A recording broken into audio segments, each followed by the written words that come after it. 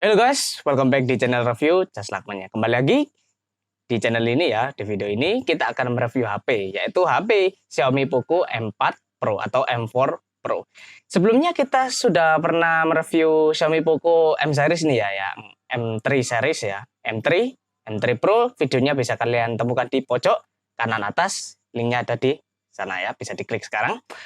Tapi hari ini kita akan mereview yang versi selanjutnya, yaitu baru saja dirilis tahun ini 2022 ya, April kemarin kalau nggak salah, atau Maret sepertinya Maret, baru saja, belum kenal 2 bulan sepertinya, karena baru saja dirilis di Indonesia. Seperti apa spesifikasinya? Mari kita mulai videonya. Tapi sebelum video ini dimulai, alangkah baiknya jika kalian like, share, dan subscribe ke channel ini. Tombol subscribe ada di pojok kanan bawah ya, dan nyalakan lonceng notifikasi agar tidak ketinggalan video lainnya. Tanpa panjang lebar, langsung kita mulai videonya. Oke, Xiaomi Poco M4 Pro. Ini merupakan versi lebih canggihnya daripada Poco M3 Pro ya. Tapi karena ada suatu drawback di seri Poco M ini, yaitu yang pertama dari judulnya kita sudah bisa melihat ya bahwa tidak ada kata 5G, dan itu benar. Karena memang HP ini M4 Pro ini masih menggunakan 4G, masih belum ada 5G-nya. Jadi ya itu merupakan salah satu drawback yang terutama HP yang rilis tahun ini ya. Kalau nggak ada 5G-nya ada yang kurang. Tapi drawback itu akan dikompensasi oleh harganya. Nanti kita bahas di bagian belakang atau akhir-akhir ya. Launchingnya rilis 2022 ya, Maret kemarin, baru saja, belum 2 bulan genap. Lalu bodinya ya dengan tinggi 160 mm ya, atau 16 cm, kalau di cm kan tingginya 16 cm, dengan lebar 73 mm atau 7,3 cm, dengan ketebalan 8 mm atau 0,8 cm. Dengan berat yang cukup ringan yaitu 180 gram ya, cukup ringan meskipun dengan ukuran yang cukup standar. Karena buildnya sendiri menggunakan plastik, dari frame dan juga bagian belakang semuanya plastik, makanya ringan semua ya. Glass front Gorilla Glass 3, proteksinya cuma Gorilla Glass 3 di bagian depan. Jadi untuk bagian belakang dan frame-nya sendiri masih sangat, bukan sangat rapuh lah, cukup rapuh karena masih menggunakan plastik bukan metal ataupun glass belakangnya, glass mirror seperti itu. Dual SIM, nano SIM, dual standby. Proteksinya ada IP53 dust and splash resistant, berarti tahan air, cipratan air, bukan tahan air ya, cipratan saja, dan juga tahan debu, tapi tidak terlalu wah gitu.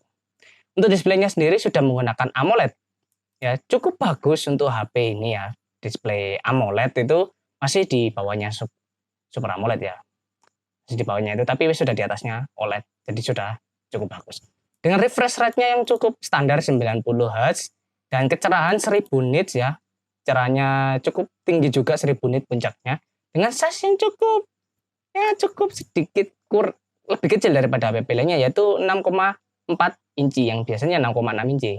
Mungkin tidak terlalu terasa, tapi ya itu bisa saja mempermudah untuk penggunaan HP-nya, nggak terlalu susah untuk megangnya karena ukurannya lebih kecil.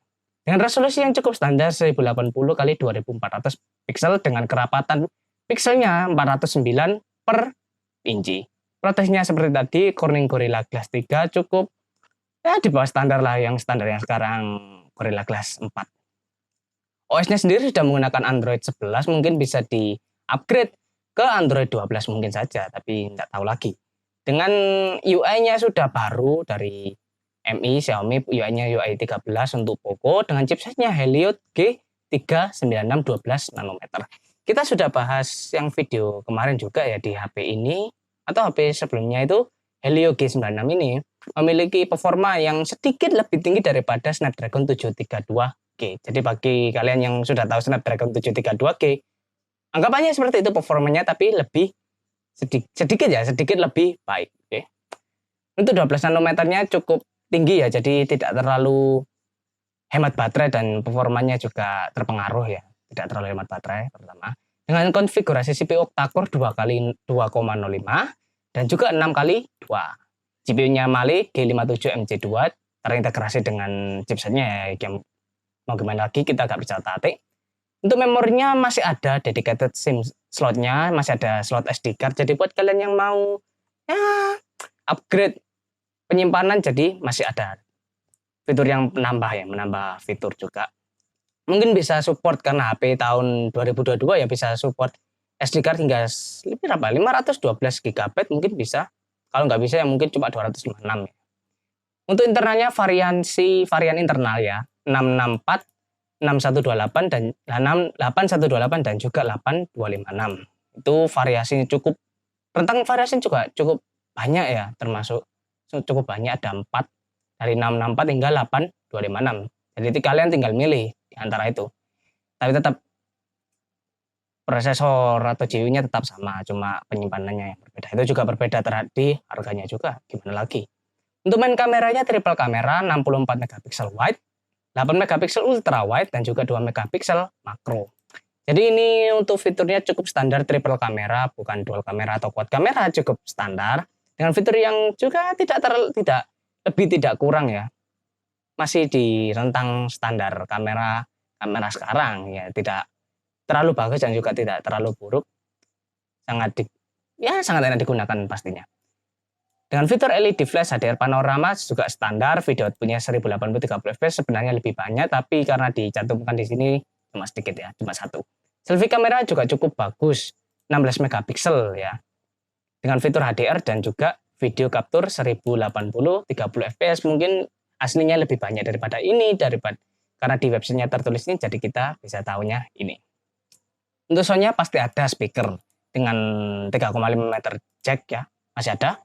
Wi-Fi pasti ada, Bluetooth-nya 5.0 bukan 5.1 atau 5.2 ya. Itu salah satu drawback juga.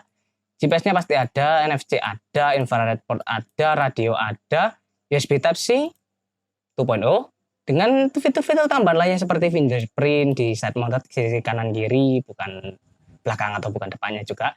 Accelerometer, gyro, kompas, virtual proximity sensing dengan baterai 5000 mAh non removable. Fast charging 33 watt 100% dalam sekitar 1 jaman ya. Yang terakhir, HP ini kalau di Indonesia dihargai atau bisa kalian cari di online dengan rentang harga yang mungkin berbeda tiap tokonya, tapi yang pasti itu dengan versi yang 664 lah, itu harganya di bawah 3 juta pastinya, 2,9, 2,8 seperti itu ya. 2,8 juta, 2,9 juta maksudnya. Mari kita summary HP ini ya. HP Xiaomi Poco M4 Pro ini versi Pro itu merupakan HP yang cukup standar lah, dengan internal seperti itu, prosesor yang cukup standar 732 gitu sebenarnya sudah cukup bagus, terutama untuk gaming, untuk ya kalau dipakai untuk seharian termasuk OP lah ya, overpower, karena ini kan 732G itu termasuk gaming, apalagi ini Helio G96 yang performanya lebih baik daripada 732G. Namun drawbacknya dari Helio G96 ini yaitu tadi 12 nanometernya itu agak kurang ya. Tidak terlalu hemat daya, makanya baterainya bisa mencapai 5000 mAh, tapi penggunanya mungkin ya agak boros-boros dikit lah dengan thread seperti itu, karena tidak tipis threadnya. Displaynya juga cukup bagus ya, AMOLED meskipun tidak Super AMOLED ya, dengan rentang harga segitu nggak bisa lah untuk mendapatkan Super AMOLED. Kalau dapat AMOLED pun sudah sangat bagus dengan rentang harga segitu ya. Displaynya juga cukup bagus AMOLED tadi. Lalu lebar layarnya 6,4 inci cukup standar juga, dengan resolusi yang bagus, cukup standar, dengan fitur kamera yang cukup banyak juga. Triple kamera 64, 8 dan juga 2 itu sudah cukup untuk kalian kamera digunakan seperti biasa, foto-foto, buat video, buat konten-konten atau sekedar ya have fun aja sudah sangat cukup.